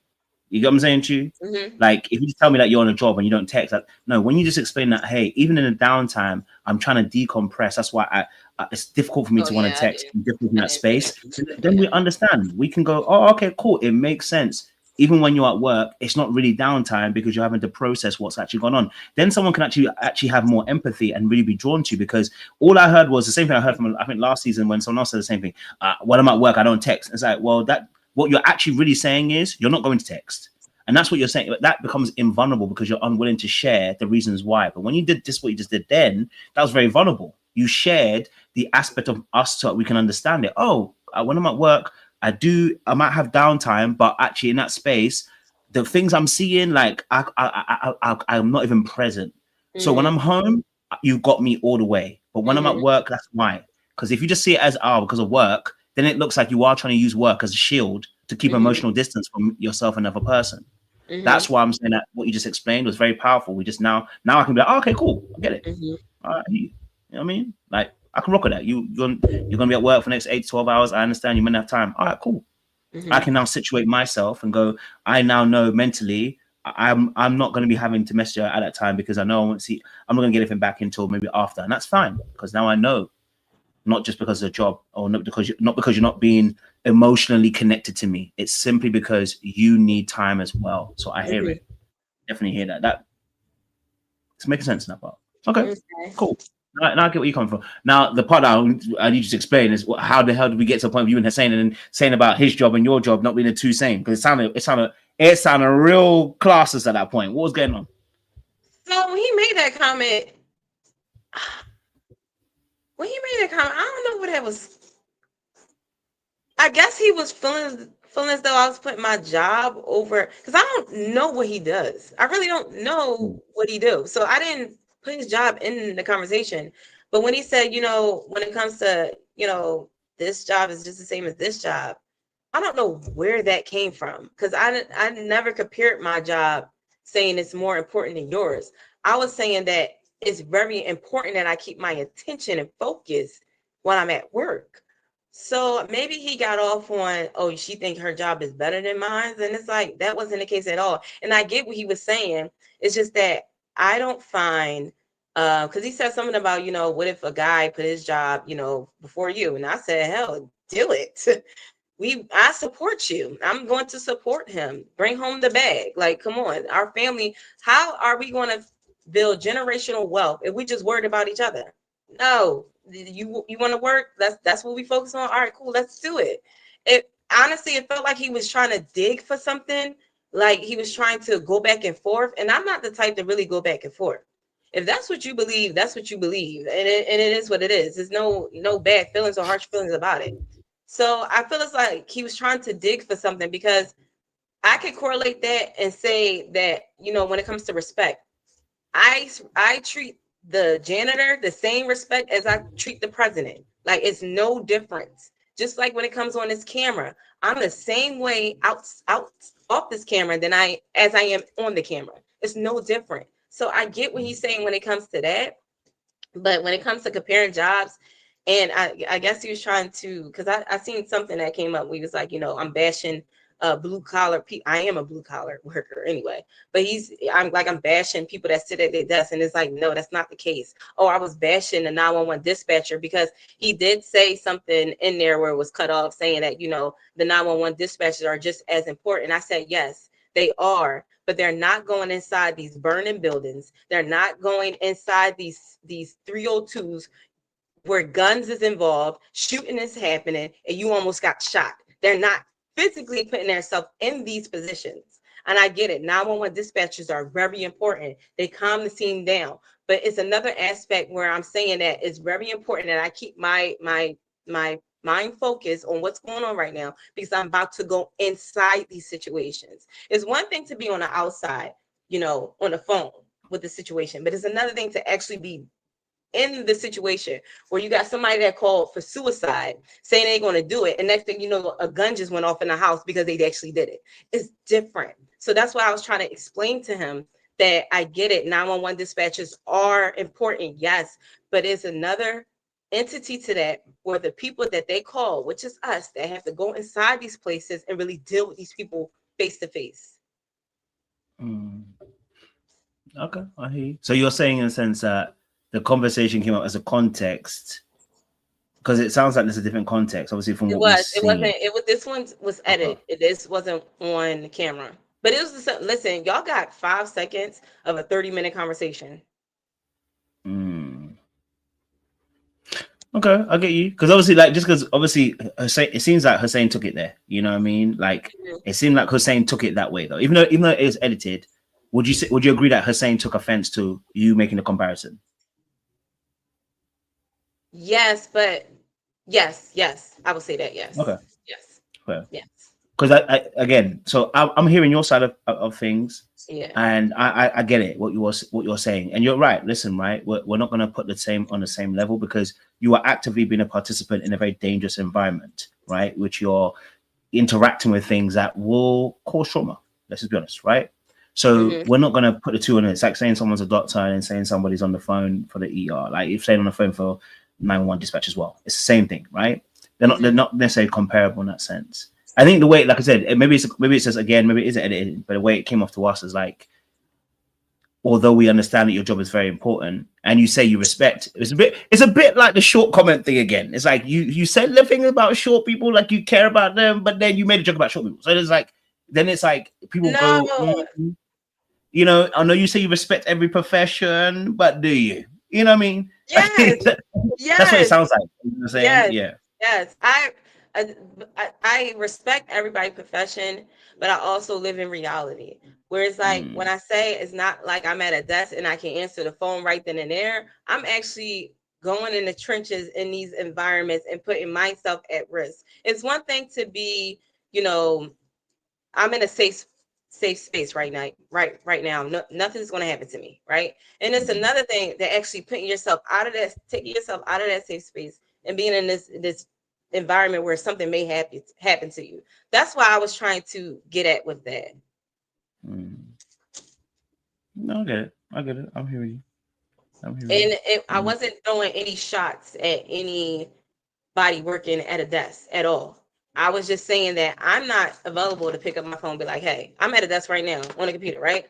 My phone is right next to me. I'm getting blown up this whole time. I'm ignoring it. But I can easily be like, hey, can I get a second? And then, but when I'm at work and we out and about, I don't have that opportunity. I don't have that chance. That's where I was coming at with that. Okay. Yeah, I think you explained that on a bit, and I think that's very helpful for anybody who understands it, as well, to be able to understand that, you know, there's a reason for what you're saying. So I'm hearing you. You know what I mean? Like, I disagree with some things you said, but I'm hearing you. So I'm receiving what you're saying. Okay. All right. So moving on from obviously Hussein, obviously we're leaving his tour self now. Okay. So the process goes on, and you know, at that point, we kind of see connections, but we don't really get to see the connections. You know what I mean? Like, you know, we kind of see it, but we don't get to see it. So at that point, after those incidents happen, who are your connections at that point? Because I know Khalil was probably one, because obviously at the end he is. But was there anybody else that was a connection for you at that point? Towards the end, it was only Khalil. Okay. It was me and Cisco had a connection at the beginning. And I think I elaborate on that, where I knew he told me he was like a hothead, but witnessing that, it was like kind of took me off that list for him. So Khalil was the only one. Khalil, Naeem, but Naeem was more so like, no, stay. Like, Naeem was a comfort for me. He was more so of a comfort on the show. And if he didn't have kids, of course he would have been an actual like connection. But it was like I couldn't get past the, like, you know, kids part. So it's like, you know, but I still don't want Naeem to go. Like, he's like my sense of comfort. Okay, so if you didn't have the kids per se, this could have been an actual real connection. Like, I mean, it was a connection, but it could have been a deeper connection. I could have gone further. Okay, I respect that. I can definitely see that. Okay, so taking obviously Naeem out of it, then we got Khalil. Cisco obviously kind of fizzled out a little bit as well. Okay, so what was it about Khalil? I know you said he's authentic, but what was it about Khalil and you guys' connection that made it go as far as it actually did? Because Khalil has that subtle alpha mentality. And that's what I like. He's more so subtle. He's not being a chest, the loudest in the room. Like, and I really, me personally, in my opinion, I think the ones that are the loudest in the room are not the true alphas. The ones that's truly alpha is the one that's sitting back, laid back. They don't have to be loud to make their presence known. They're just known. As soon as they get in there, known. So it's like he gave me that sense of a man mentality that I like. I like that about Khalil. He's very and he's gentle too. So it's not like, the other ones where it's like, when you disagree, they want to go back and forth. He's not going to go back and forth with you. He's like, all right, okay. So I like that stuff about Khalil. That's what attracted me to Khalil. Okay. So it doesn't do the back and forth. I like it. Okay, I like that. All right. Why are you laughing for? Nothing. It's not like I feel like I'm getting. It's not that. No, I know you meant. I'm being facetious. You're saying like he's not argumentative. He's just he's like yes, he holds frame well. He's not arguing back and forth. Yeah, I don't want to be in a relationship. Like I've been there before. It's like, what's the point of this? What is bottom line? Where are we getting to? Like what are we trying to do here? Because I'm not about to really waste my time and argue with somebody. It's like, where are we going with this? Like, what's your perspective again? Okay, this is my perspective. Do we got to compromise? No. Okay, all right, fuck it. Okay, so Khalil's seems to have a calm demeanor, doesn't go back and forth. Yeah. Okay, so then the question someone might ask then, okay, seems like it could have been a good match. So what is it that it wasn't a match? Because attraction doesn't seem to be a problem on either side. So what was it that it did not match? He's not my usual. Okay. It's something about, see, Naeem is what I'm used to be, like his mentality is what I'm used to being around. Okay. Khalil has similar, but I'm not used to it, if that makes sense. So I come across I don't come across Khalil's type too often. So when something is unusual like that for me, and it's my fault because I step back and I really got to see, I really got to see for myself, is it something worth going into or no?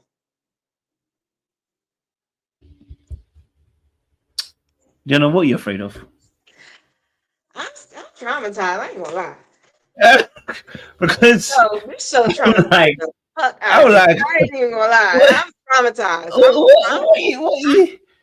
thought I was going in this process ready to learn. No, I am not ready. I'm traumatized. I don't know. Okay, wait.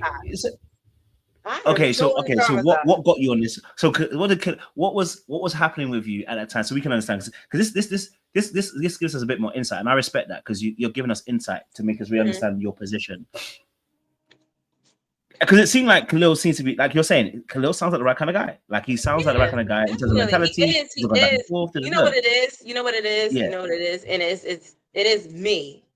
So when you see something that seems so right, it's so good, and know that you're not going to get harmed in it, but you're coming from an environment where you're used to getting harmed from, it's like when you look at it, it's like, no, this is too good to be true. No, it's something to this. You know what I'm saying? So that's me being honestly me. And it's like, I'm scared because I get to a point, I'm just being raw here. I'm scared. Because what if this is right? What if this is, and it's like, I don't know. You a therapist, ain't you? Help me out.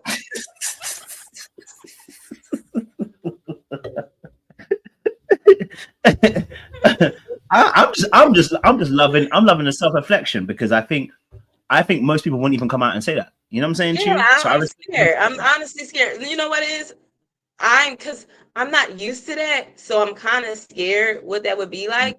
And maybe what if I do turn into one of those women that be like, oh, it's all about him. And if he leaves, it's like, all right, I'm distraught. I don't know what to do. Like, I'm scared to even be that type of woman, if that makes sense. So it's like, you just stay right there. You're close to me, but you're right there. Like, you're close to me, but you're right there. Like, I got access to you, but just stay there. Like that type.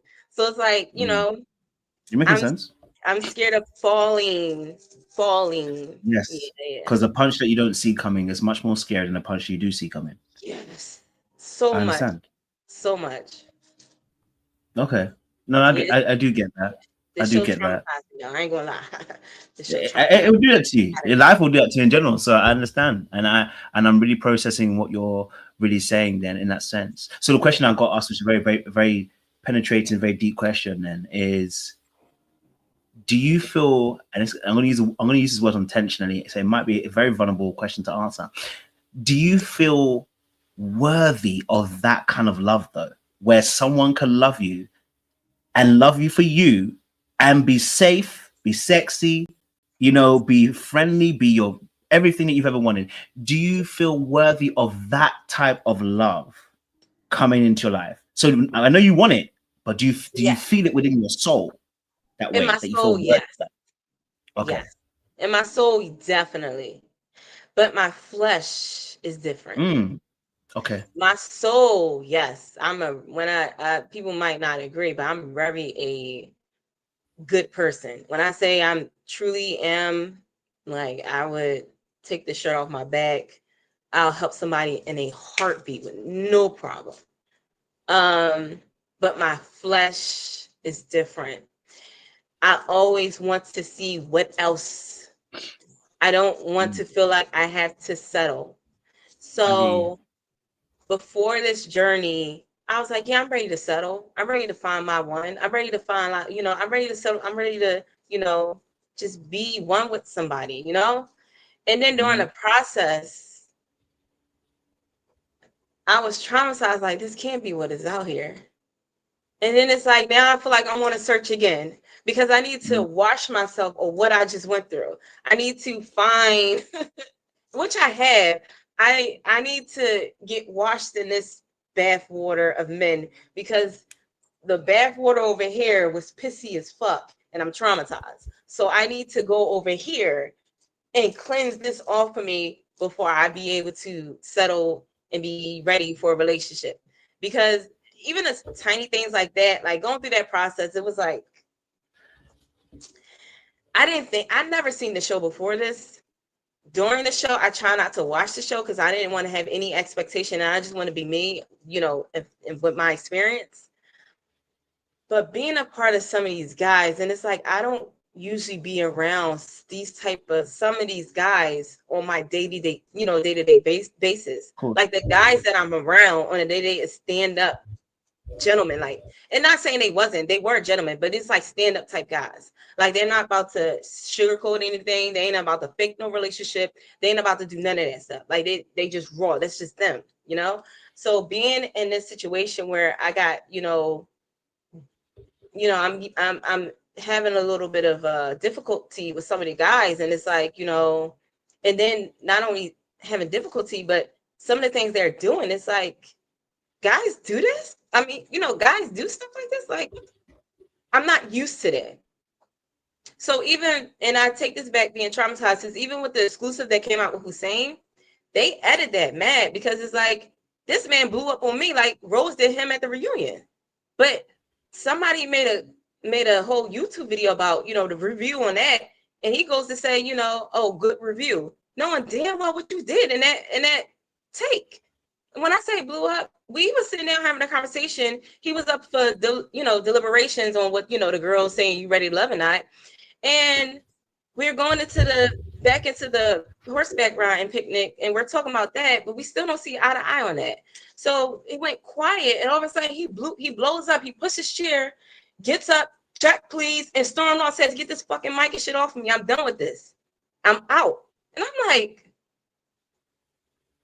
the whole room was stunned. Because we was like, not not Mr. Nonchalant, not the quiet one.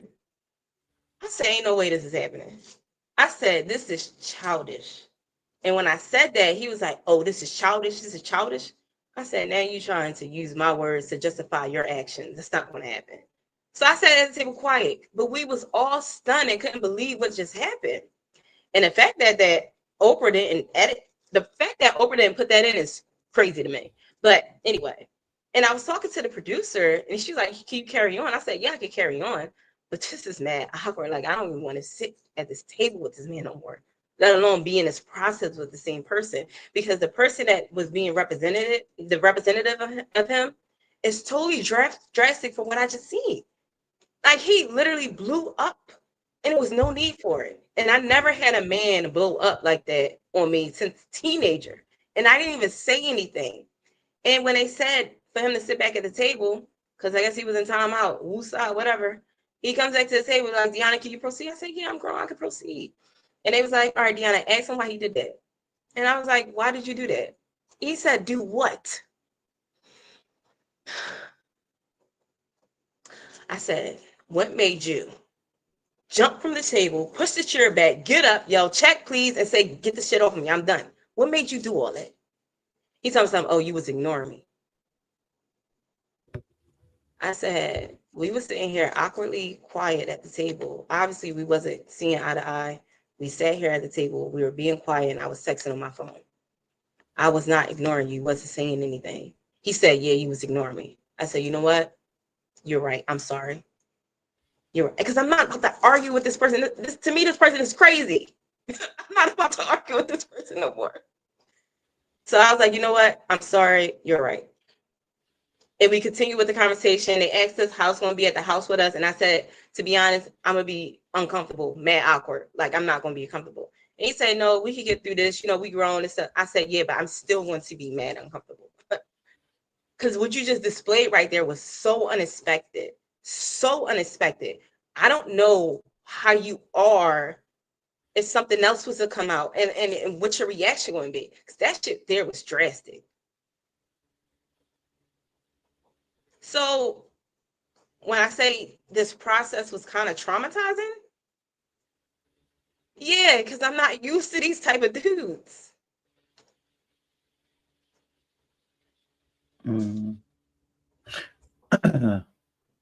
Now, if anybody's in the comments or anybody that sees this needs to get receipts, if you cool with the producers, y'all can go find that, whatever. No, I don't. I don't. I don't. But it also take me back to what I said, where you're the type that sits on things and then all of a sudden blows up, and that's what that was. So I was dead on what I was talking about. Hmm. So, because we got onto that conversation through the Khalil. So now my mind, now my mind's tinged. See, now you got my mind tingling. Sorry. How we end up back at Hussein? Because I said we was going about Khalil, and he seemed like a safe space, and I'm scared to go into this safe space, and you know, I'm a little bit traumatized, you know. And speaking of traumatized, this is another reason why I'm traumatized by this process. And then we got onto that exclusive clip because they edited it, they didn't show any of that, and this is one of the reasons why I'm traumatized by that little process. That's fair. Okay, that's fair. Okay, so where do you and Khalil stand now? We friends?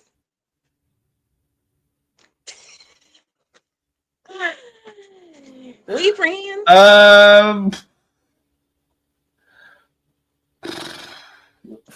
We friends?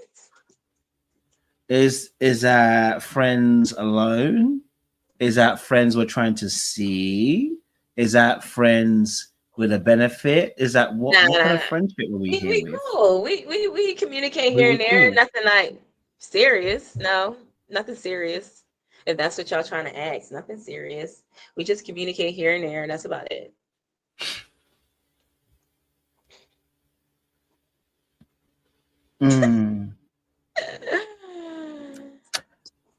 So you're cool.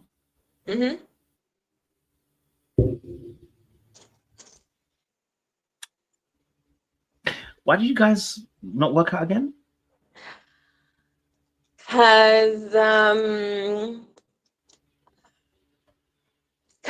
okay. Cause I feel as though it's more of a friend thing. It's not. It's not. It's what. I feel as though it's we cool. What? I think Khalil got other relations going on anyway. But Okay.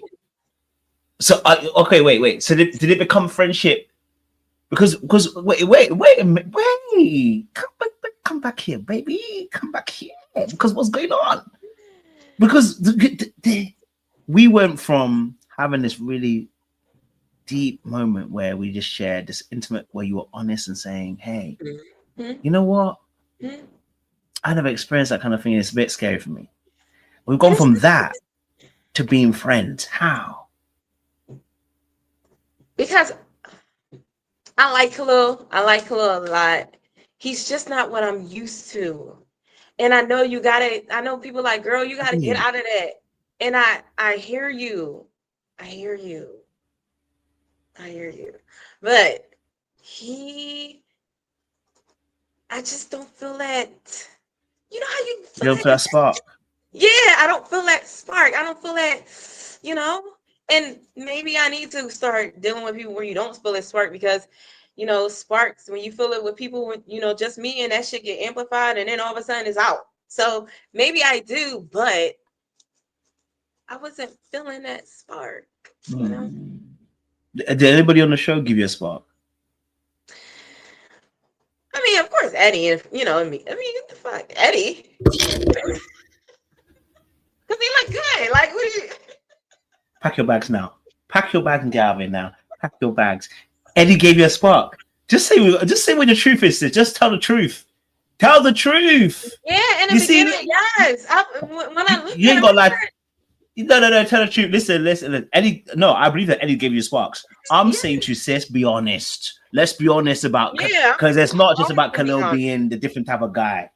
All right. It ain't. You know, it's not about just about Khalil being that, you know, different type of guy. You and I know. You know what I'm saying? Because if you're telling me Eddie's one that gave you a spark, there's a reason why. He's hot and handsome. Thank you. That's it. That's the truth. You see, I don't want you to settle for anything less than hot and hand. I don't want you to settle for anything less than that, because what we're doing right now is like, you know, when girls are trying to be nice, like, no, because I'm cool with him, like, he's handsome. You're not interested, bro, because this not making you tingle, and it's okay. When 2025, you're allowed to say it's not making you tingle. It's not one of them ones there. It's okay. It's like, making me tingle. He's like decent, but it's not for you. Doesn't mean he's not a decent man, a handsome man. Yeah, but for you nailed it. See, that's why you my therapist. That's why you about to get paid. That's exactly why you about to get. You my therapist now. Yeah. He didn't make me tingle. He didn't make me tingle. Yeah. I'm gonna catch you there and watch.